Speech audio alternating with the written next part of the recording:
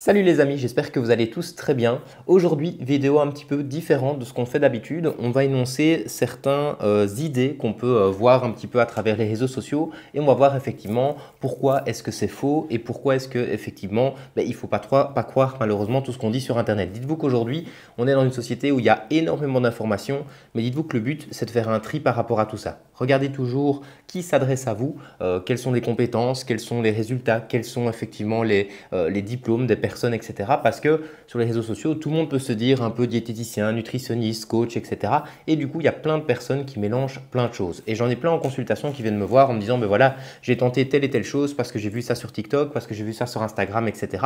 Le but, c'est de remettre les bases en place et justement pas rentrer dans un cercle vicieux où vous croyez tout ce qu'on vous dit. Parce que sinon, telle personne va vous dire noir, une autre personne va vous dire blanc, et là vous allez mélanger toutes les choses et finalement vous n'allez rien faire correctement. Donc le but ici, c'est de reprendre 10 idées les plus connues, je pense, dont vous avez sans doute déjà entendu un petit peu parler, et de voir effectivement pourquoi c'est faux et qu'est-ce qu'il faut faire à la place. Donc la première idée, et ça je pense que tout le monde a déjà entendu ça au moins une fois, c'est les féculents font grossir. C'est-à-dire que j'en ai énormément en consultation qui viennent me dire, voilà, j'ai voulu perdre du poids, donc j'ai arrêté tous les féculents, matin, midi et soir, ou le soir parce qu'on stocke plus, ou parce que je ne fais pas de sport, ce genre de choses. Alors, déjà c'est faux, dites-vous que ce n'est pas parce que vous allez manger des féculents que vous allez pas perdre du poids. Justement, les féculents ont un rôle essentiel pour l'organisme.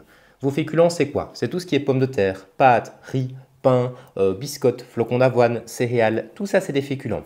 Les féculents, c'est quoi le rôle pour le corps? C'est l'énergie, c'est comme l'essence dans une voiture. Donc le but, c'est d'en avoir effectivement à chaque repas, matin, midi et soir. Dites-vous que le corps, il ne va pas brûler uniquement des calories avec de l'activité physique. Il a besoin d'un minimum d'énergie pour bien fonctionner. Vos poumons fonctionnent, votre cœur bat bien, votre digestion fonctionne, vous savez parler, vous savez réfléchir. Tout ça, on a besoin d'énergie justement pour bien fonctionner. Donc il y a plusieurs types de dépenses énergétiques. On connaît souvent le sport, mais il y a plein d'autres dépenses qui sont liées justement au fait de maintenir l'organisme à son état actuel. Et donc, votre féculent, c'est votre essence comme dans une voiture. Donc si vous n'avez pas d'essence, effectivement, vous n'allez pas bien avancer. Vous n'allez pas savoir vous concentrer, vous allez sentir des petits coups de fatigue, ce genre de choses. Et surtout, quand votre corps n'a pas l'énergie nécessaire pour bien fonctionner, qu'est-ce qu'il va faire? Il ne va pas se dire je vais perdre du poids et je vais brûler de la graisse. Plutôt, il va se dire je vais aller puiser mon énergie ailleurs. Autrement dit, dans les protéines alimentaires. Viande, volaille, poisson, œufs, etc. Or, ces protéines, donc tout ce que je viens d'énoncer, ce sont les choses qui sont essentielles pour votre masse musculaire. Si elles servent pour l'énergie, elles ne seront pas servir en même temps pour la masse musculaire. Donc, ce que vous allez perdre sera plus du muscle que de la graisse. Et ça, c'est contre-productif parce que vous allez me dire, ben voilà, je perds quand même du poids, mais c'est du mauvais poids. C'est-à-dire que quand vous perdez de la masse musculaire, vos dépenses énergétiques de base, donc l'énergie que vous brûlez naturellement tous les jours, ça va baisser parce qu'il y aura beaucoup moins de choses à nourrir. La masse musculaire, le muscle que vous avez dans le corps, ça brûle beaucoup d'énergie naturellement. C'est ce qu'on appelle une cellule qui est très énergivore. Et donc par rapport à ça, le fait d'en avoir moins, sur le court terme, vous allez voir des résultats sur la balance, mais de un, vous n'allez pas vous sentir bien parce que vous serez dans un corps, ce qu'on appelle skinny fat, c'est-à-dire le fait d'avoir une silhouette assez fine, mais d'être assez mou, assez flasque, etc. et de ne pas se plaire dans le miroir. Et surtout, c'est un cercle vicieux parce que après, quand vous allez remettre un petit peu les féculents en place, ça va faire place à l'effet yo-yo. Pourquoi est-ce que ça arrive? Parce que vous baissez vos dépenses énergétiques naturelles parce que vous avez moins de masse musculaire. Et donc là, vous stockez davantage. D'autant plus qu'enlever les féculents dans l'assiette, ça dérégule ce qu'on appelle la sérotonine. La sérotonine, ça vous aide à bien dormir et surtout, ça diminue vos envies de grignoter. Donc quand justement vous enlevez les féculents, ça va amplifier le fait de grignoter entre les repas, surtout du grignotage sucré et surtout ça va perturber votre sommeil. Donc si vous êtes déjà un petit peu grignoteur à la base, gardez toujours les féculents à chaque repas, matin, midi et soir. Ce qui est important, ce qui est essentiel, c'est d'aller majoritairement vers des féculents qui seront plus complets. Pain complet, pain gris, pain multicéréales, pâte complète, riz complet, boulgour, sarrasin, quinoa, patate douce, pommes de terre, renaille. Tous ces féculents qui sont plus complets sont plus riches en fibres alimentaires. Et ces fibres, ça va vous donner deux avantages. Le premier, ce sera au niveau de l'énergie. Ce sera une énergie durable sur la journée. Et la deuxième, ce sera au niveau de la satiété. Ce sera une satiété durable et précoce. C'est-à-dire que vous allez vous sentir rassasié beaucoup plus rapidement et cette satiété, elle va durer sur la journée. Donc, féculents complets à chaque repas, matin, midi et soir. Et au niveau de la quantité, ça dépend évidemment de votre métabolisme, mais ce qu'on va recommander généralement, c'est un quart d'assiette. Donc, le but, effectivement, c'est de bien se nourrir, de ne manquer de rien et de perdre du poids sans baisse d'énergie, sans le fait de se priver, etc. Ça va? Donc ça, c'était le point numéro 1. Le deuxième point, c'est les graisses doivent être évitées. On entend encore ça malheureusement encore aujourd'hui en 2025, c'est qu'il faut arrêter de manger gras pour perdre du poids. Alors quand on entend ça, je peux comprendre un petit peu la philosophie de se dire il faut limiter un petit peu les acides gras qui sont de moins bonne qualité, etc. Mais aujourd'hui ce qu'on dit, c'est pas nécessairement manger moins gras, c'est surtout manger mieux gras. C'est-à-dire qu'on va optimiser les acides gras que vous allez consommer. Autrement dit, on va se tourner vers tout ce qui est acides gras essentiels pour l'organisme. Les acides gras essentiels, c'est les oméga 3, les oméga 6. Les oméga 6, on en a déjà beaucoup par l'alimentation, donc on va surtout se concentrer sur les oméga 3, mais aussi les oméga 9. Les oméga 3, c'est quoi? Tout ce qui est poisson gras, saumon, maquereau, hareng, ce genre de choses, l'huile de colza, les noix, tout ça c'est de l'oméga 3. Et puis il y a tout ce qui est oméga 9, l'huile d'olive pour la cuisson, amandes, noisettes, avocat, tout ça c'est de l'oméga 9 et donc tout ça on va l'optimiser un petit peu ensemble. Et donc effectivement, le but c'est de réguler un petit peu cet apport-là parce qu'il ne faut pas tomber dans le piège non plus de se dire vu que c'est de la bonne huile d'olive, je peux en manger à volonté parce que les calories restent les mêmes. Mais c'est surtout de réguler cet aspect gras, mais surtout pas les bannir parce que les acides gras sont essentiels pour votre organisme au niveau des hormones, au niveau de votre énergie, au niveau du cerveau. Tout ça est essentiel pour bien fonctionner. Donc encore une fois, pas manger moins gras, mais plutôt manger mieux gras, plus de poissons, plus de graines, plus de fruits oléagineux, donc les noix, les pistaches, les amandes, les graines de chia, c'est de l'oméga 3 aussi. Enfin voilà, il y a plein de choses que vous pouvez justement optimiser. Alors, ensuite, vous avez le fait de se dire qu'il faut un minimum d'activité physique pour brûler des graisses. C'est-à-dire que généralement, et c'est ça qui me désespère un petit peu, c'est que j'entends parfois des personnes qui sont super motivées et qui vont me dire « Ah ben on m'a dit finalement que ça ne servait à rien de faire 10 minutes de tapis roulant ». On parle quand même de personnes qui ne font quasi pas d'activité physique, qui sont assez sédentaires. Et donc, le fait de faire déjà 10 minutes par jour, moi, je trouve ça déjà super. Et donc, par rapport à ça, enlever cette donnée de se dire, c'est qu'à partir de 45 minutes qu'on va brûler de l'énergie. Non, non. Chaque dépense énergétique est bonne à prendre. Et je dis toujours, vaut mieux quelque chose qui soit fréquent que quelque chose qui soit intense. Je préfère vous fassiez un petit quart d'heure de marche tous les jours que de faire une heure d'activité physique une fois toutes les 2 semaines, par exemple. Parce que quand vous faites un effet comme ça tous les jours, ça agit sous forme d'effet cumulé sur vos dépenses énergétiques. Et du coup, ça creuse l'écart qu'on va mettre en place entre apport, ce que vous mangez, et les dépenses, ce que vous dépensez comme calories. Et c'est surtout, je pense, qu'au-delà des dépenses énergétique, ça vous met aussi dans une dynamique qui est positive. Après avoir fait un petit effort, on parle même d'un petit quart d'heure, ce genre de choses, on se sent bien, on se sent confiant, on est content de ce qu'on a créé et ça nous met dans une dynamique positive. On va rarement se dire, après l'effort, je vais grignoter, etc. Non, j'ai fait mon petit effort de la journée, j'ai été marcher, j'ai été courir, j'ai fait un peu d'activité et donc je vais rester sur cette même lignée en étant cohérent. C'est-à-dire que l'activité physique aussi crée aussi des endorphines, des hormones de plaisir et donc quand on est dans cette dynamique un petit peu bien-être, on a envie de prendre soin de soi. Donc ça crée tout un cercle vertueux dont il ne faut pas se priver. Donc il n'y a pas de minimum requis pour l'activité physique, le but c'est d'en faire le plus possible et la majorité de vos résultats viendront de toute façon de l'alimentation. 70-80% viendra de l'alimentation, 20 à 30% par l'activité physique. Donc c'est un outil pour accélérer le processus, mais d'abord notre priorité c'est l'alimentation et 10 minutes de marche, un quart d'heure de marche, une demi-heure de marche c'est déjà très bien, mais le but c'est de le faire le plus quotidiennement possible. Alors ensuite, quatrième idée reçue, c'est il faut se peser tous les jours pour voir des résultats. Alors, il y a beaucoup de personnes qui ont ce réflexe de se dire, voilà, je vais me peser un petit peu tous les jours parce que effectivement, j'ai besoin de voir ça, j'ai besoin de me motiver, etc. Alors, je le comprends tout à fait. La motivation liée aux chiffres, elle est très importante. C'est motivant, c'est la principale donnée que vous allez toujours regarder et je suis OK avec ça, même si ce n'est pas toujours représentatif de ce qui se passe au niveau du corps. Et donc, on a beau dire toujours que c'est un indicateur, etc. Je le vois tous les jours, c'est toujours la donnée principale qui nous intéresse. Et donc, par rapport à ça, essayez de prendre un peu de distance. Se dire, voilà, de un, il n'y a pas que la pesée. Comment est-ce qu'on voit un petit peu la pesée ici à la maison du poids? C'est de se dire, ça nous sert d'indicateur, mais non, ce n'est pas la finalité de l'histoire. La finalité, c'est vraiment comment vous allez évoluer, comment vous allez vous sentir et ce que vous allez mettre en place au fur et à mesure des séances.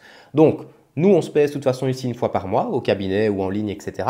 Et à côté de ça, si vous voulez vous peser plus pour la motivation à la maison, c'est très bien parce que vous avez une application mobile pour mettre toutes vos pesées, maximum une fois par semaine. C'est-à-dire que le but, c'est d'espacer un petit peu les pesées et de se dire maximum une fois tous les 7 jours parce que d'un jour à l'autre, ça ne va pas être représentatif de ce qui se passe. Votre poids, il varie tous les jours en fonction de la température ambiante de la pièce, tenue vestimentaire, ce que vous avez mangé, si vous faites de la rétention d'eau, si vous êtes en période de règles, tout ça effectivement va faire varier votre poids sans que ce soit représentatif. Donc parfois, vous démarrez la journée, vous avez fait des efforts la veille, vous pesez, ce n'est pas à la hauteur de vos espérances et donc là, vous commencez un cheminement assez négatif dans votre journée. Vous allez vous dire, voilà, foutu pour foutu, ça ne marche pas, donc je repars sur une dynamique négative au niveau de mon comportement alimentaire. Et c'est surtout ces conséquences-là, du foutu pour foutu, qui va faire que vous n'aurez pas de résultat. Donc par rapport à ça, Concentrez-vous bien sur ce que vous mettez en place, concentrez-vous bien sur vos actions au niveau alimentaire, activité, etc.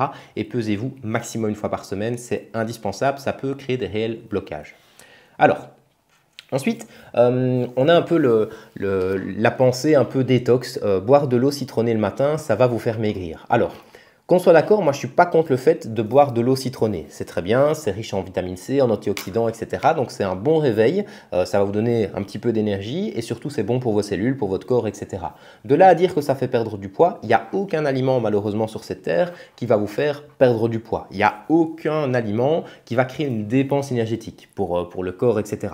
Il y a parfois des mythes un peu qu'on voit sur internet, voilà, manger tel pastèque, manger telle pomme, manger tel machin, ça a une connotation négative au niveau de la dépense énergétique. Pas du tout. Il n'y a aucun aliment qui va vous créer un déficit calorique. Chaque aliment a des apports caloriques. L'eau citronnée, c'est quoi son rôle? C'est de la vitamine C et des antioxydants. Donc ça vous donne un petit coup de boost pour la journée et pour l'immunité. Donc c'est très bien.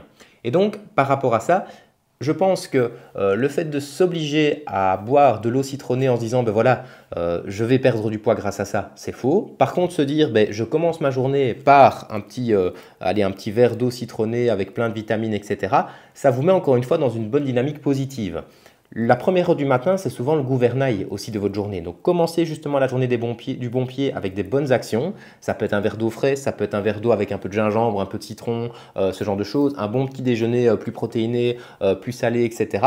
Mais ça vous met dans une bonne dynamique pour commencer la journée. Si vous commencez la journée avec un petit croissant et un café de chez Starbucks, ben là, effectivement, ça va vous créer justement un pic d'énergie, puis des envies de sucre un petit peu toute la journée. Donc, je pense qu'au niveau de vos habitudes journalières, on verra une différence et c'est un fait. On voit une différence entre le fait que vous commencez bien votre journée au niveau alimentaire et que vous la commenciez d'une manière un peu plus industrielle, quoi. Donc, c'est une bonne action. Maintenant, ce n'est pas ça qui va vous faire perdre du poids. Ce qui va vous faire perdre du poids, c'est le déficit entre apport énergétique et dépenses énergétiques qu'on va calculer ensemble. Alors, sixième fausse idée, c'est manger après 20 heures va me faire grossir. J'ai beaucoup de personnes qui se stressent énormément en se disant, ben voilà, moi je rentre tard pardon, du travail, je dois faire coucher les enfants, puis je dois faire les devoirs, je dois faire plein de choses, etc.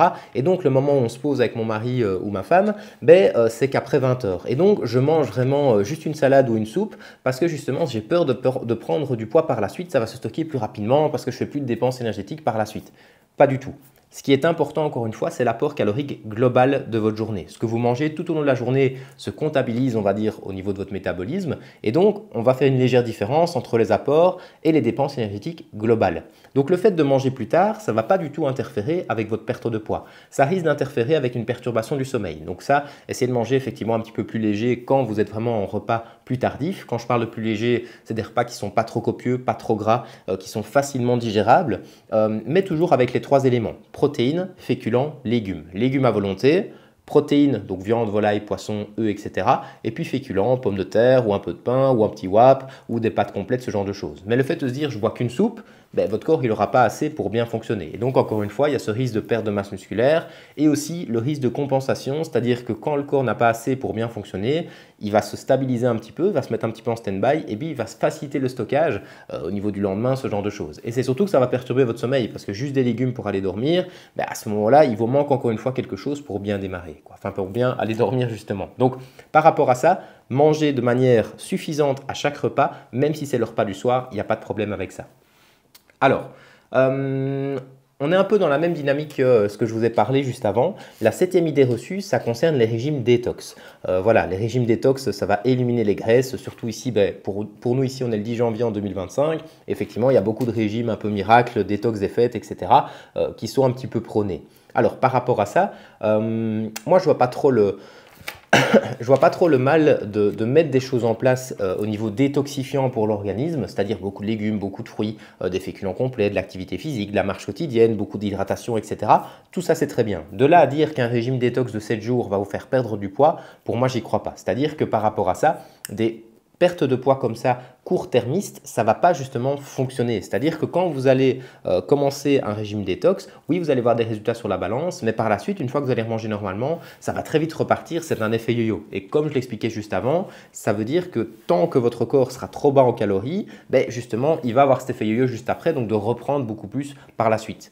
commencer par des bonnes habitudes alimentaires, donc le fait de bien gérer vos assiettes, de bien gérer vos repas, d'avoir un fractionnement complet, petit déjeuner, dîner, collation, souper et de manger de manière saine, et vous allez voir des résultats qui seront tout aussi rapides. Donc le but, c'est surtout de perdre du poids, oui ça je suis d'accord, rapide je suis également d'accord, mais surtout perdre du poids sans effet yo-yo, sans le reprendre par la suite, parce que là les régimes détox, vous allez perdre et vous allez reprendre 2 fois plus juste après. Donc ne tombez pas dans le piège des régimes miracles, détox, etc. d'après-fête, tout ce genre de choses. Je sais qu'il y en a beaucoup parce que ils savent bien comment ça fonctionne. Tout le monde a un peu la ceinture serrée après les fêtes. On a tous envie de refaire un petit peu attention, moi y compris. J'ai envie de me remettre au niveau alimentaire, au niveau sportif, etc.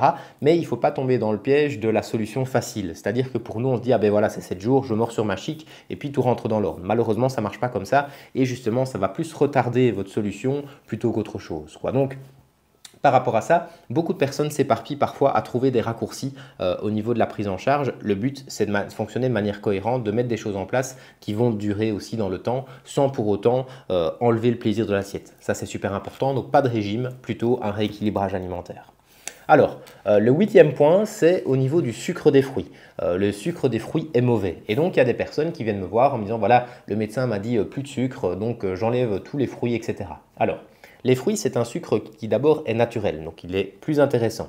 Ensuite, les fruits sont remplis de fibres alimentaires. Les fibres alimentaires, c'est ce qui va créer votre satiété, c'est bon pour votre transit, c'est bon pour plein de choses au niveau du métabolisme. Et ensuite, c'est des aliments qui sont très à haute densité nutritionnelle, c'est-à-dire qu'il y a des vitamines, il y a des minéraux, il y a plein de choses justement qui sont bonnes pour votre métabolisme. Et donc, aller se priver de fruits, ça devient un petit peu dommage. C'est-à-dire que le but, c'est de se dire, on va recommander 1 à 2 portions de fruits par jour. Portions, de la taille d'une orange, plus ou moins. Une orange, une pomme, une poire, une poignée de fruits rouges, tout ça ce sont des portions de fruits riches en sucre naturel, vitamines, minéraux qui va vous donner plein de vitalité. Ça peut être l'encas de 16 heures, ça peut être avec le petit déjeuner du matin, un fruit plutôt riche en vitamine C par exemple pour vous donner un petit coup de boost, donc le jus de citron comme on parlait tout à l'heure, ou une orange, ou une poignée de fruits rouges, ce genre de choses, ou 2 kiwis, enfin vous voyez, c'est ce genre de choses qui va vous faire justement bien démarrer la journée. Ce qu'on va par contre essayer de limiter, c'est les jus de fruits. C'est-à-dire que je préfère toujours le fruit entier, le fruit que vous allez croquer, comme ça jouera un rôle sur votre satiété, que le fruit que vous allez boire.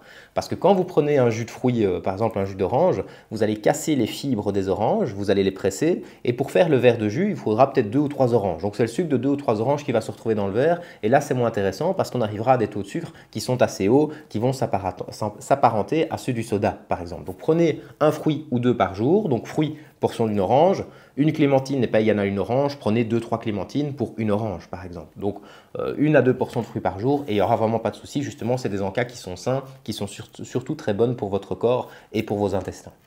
Enfin, le 9e point, ça touchera les compléments alimentaires au niveau des brûle-graisses. Alors, beaucoup de personnes veulent toujours associer leur prise en charge diététique avec les compléments alimentaires type brûle-graisse.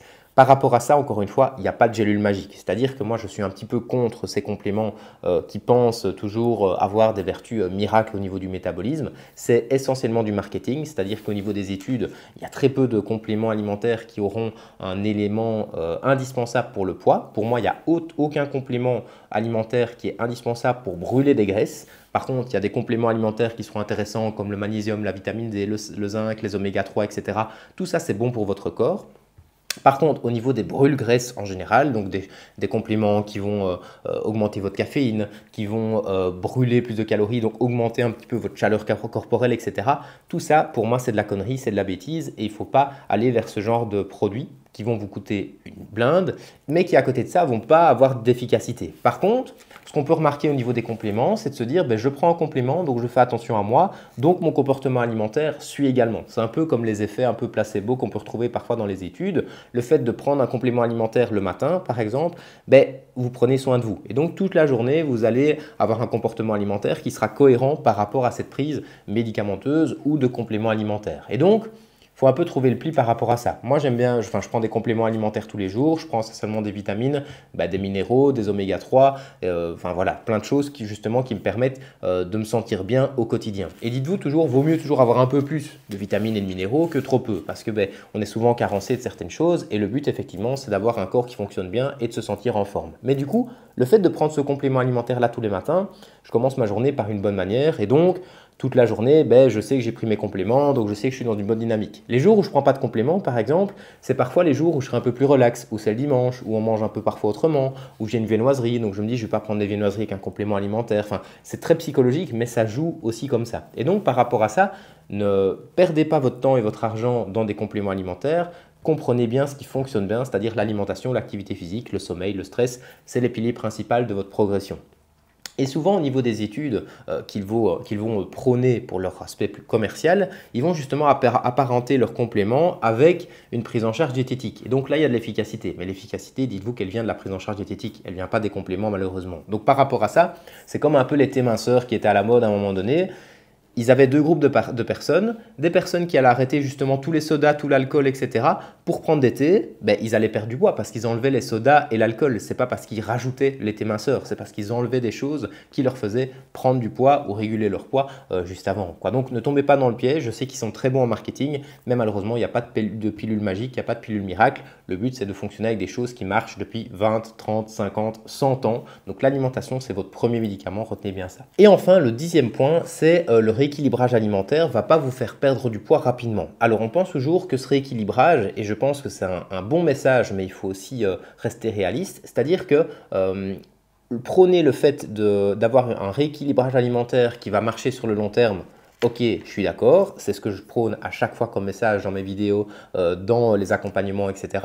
Par contre, avoir une perte de poids qui est lente à un degré très bas, donc je ne parle pas du fait de perdre 2 kg par mois. 2 kg par mois, c'est très bien. Par contre, 100, 200 grammes par mois, je trouve ça ridicule. C'est-à-dire que c'est comme si vous mettiez des choses en place au niveau du travail et que vous n'aviez jamais de récompense. Ou si vous entraîniez un petit peu tous les jours et qu'il n'y avait jamais de ressenti positif. La perte de poids doit suivre l'évolution aussi. C'est-à-dire que le but, c'est de vous faire perdre du poids dès les premières semaines. Après 4 semaines, vous êtes censé avoir déjà perdu du poids. Au niveau des chiffres, c'est toujours un peu difficile parce que chaque métabolisme est différent. Mais au niveau des meilleurs pesées, on a déjà atteint des grosses pertes de poids. Et ce n'est pas pour autant que la personne va se priver davantage. Chaque métabolisme, encore une fois, est différent. Le but, c'est de perdre du poids le premier mois, mais aussi perdre du poids le deuxième, le troisième, le quatrième. Donc pensez aussi en effet cumulé. Si par exemple, 1 kg par mois pour vous, ça vous paraît trop lent, dites-vous qu'un kilo par mois, c'est 12 kg sur l'année, 12 kg que vous n'allez pas reprendre par la suite. Si c'est 2 kg, c'est 24 kg sur l'année, 24 kg que vous n'allez pas reprendre par la suite. 3 kg, c'est 36 kg sur l'année, 36 kg que vous n'allez pas reprendre par la suite. Donc encore une fois, pensez long terme, se dire perdre du poids, oui, perdre du poids rapidement, encore mieux, mais perdre du poids que vous n'allez pas reprendre par la suite. Et ce n'est pas parce que vous allez avoir un rééquilibrage alimentaire que vous allez perdre plus lentement. Ce n'est pas du tout ça l'objectif. Moi, je suis d'accord avec vous qu'il faut de la motivation et il faut justement des résultats qui sont en cohérence avec votre évolution. Donc, n'hésitez pas aussi à me commenter s'il y a différentes idées reçues dont vous voulez que je réponde un petit peu. Je pourrais faire ça en story ou dans une autre vidéo. Et comme ça, effectivement, ça vous donne aussi des données pour faire un peu le tri dans les informations. Au niveau des stories où je vous donne un petit peu des conseils, je suis disponible évidemment sur Instagram, La Maison du Poids, tout attaché. Et là, effectivement, je vais publier des vidéos également tous les jours. Donc, n'hésitez pas à commenter, à évidemment liker la vidéo et à vous abonner pour ne rien rater. Et je vous dis à très vite. À bientôt.